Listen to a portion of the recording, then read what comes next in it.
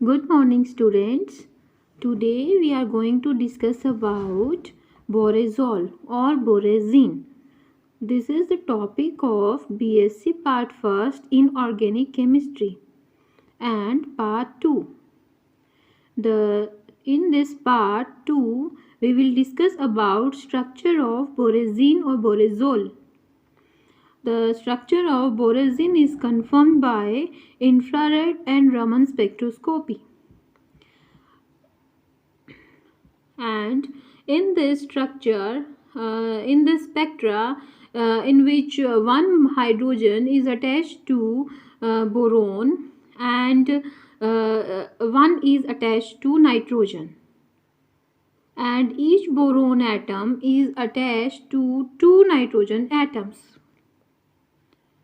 and each nitrogen atom is attached each nitrogen atom is attached to two boron atoms.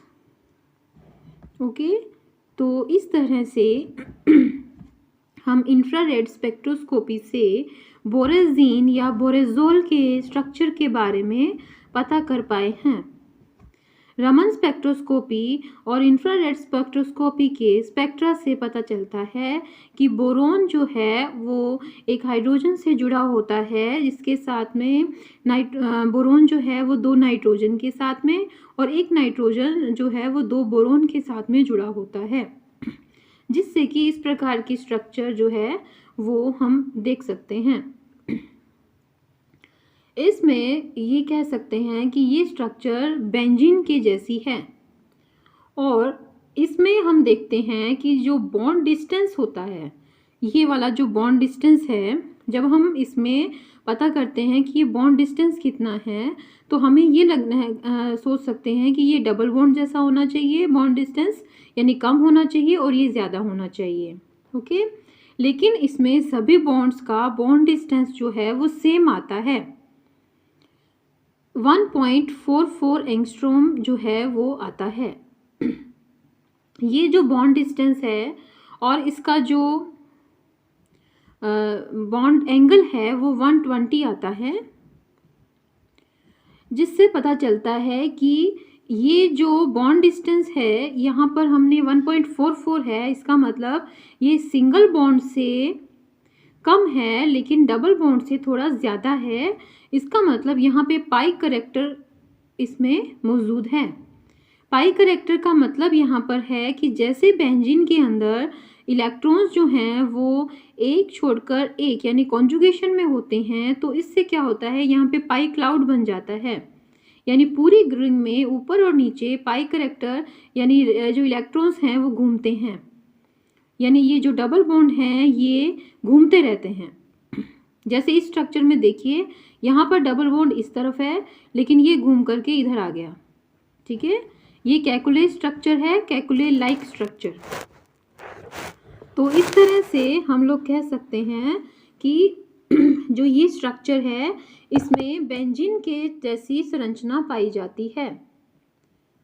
In view of trivalency of both the bond B and N, trivalency of both the bond B and N atoms, 3 unpaired electrons are expected in their valence state.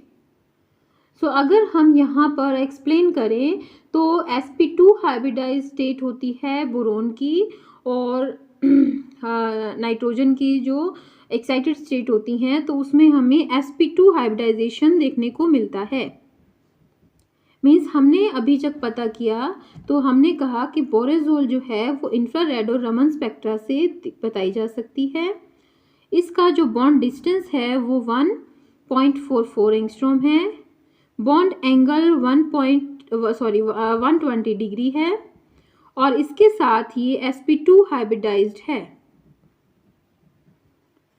इसके साथ साथ है इसकी planar structure जो है उसके बारे में भी हम बता सकते हैं, और ये भी बता सकते हैं कि ये बेंजीन लाइक स्ट्रक्चर है बिकॉज इसमें बॉन्ड लेंथ और बॉन्ड एंगल इसके पाई करेक्टर को शो करते हैं. इसके अलावा हम sp2 हाइब्रिडाइजेशन कैसे शो कर सकते हैं, तो हमें पता है कि बोरोन जो होता है 2s2 2p1 होता है.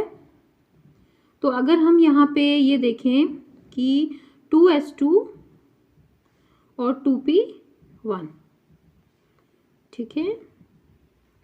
तो अगर इसमें इसकी एक्साइटेड स्टेट देखी जाए तो नाइट्रोजन के बारे में भी अगर हम इसकी ग्राउंड स्टेट देखें तो कैसी होगी, 2s2 2p3 होता है इसका, तो 2s2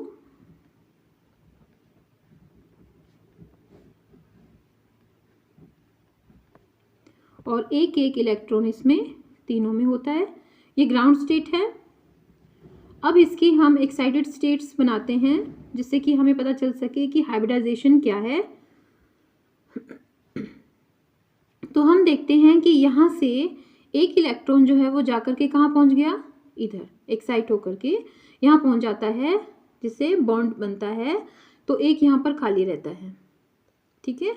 तो इसका मतलब एक S और 2p आपस में मिलकर के sp2 हाइब्रिडाइजेशन शो करते हैं। मीन्स अगर बोरोन की एक्साइटेड स्टेट देखी जाए तो इसमें एक इलेक्ट्रॉन इस तरह से होगा, ओके।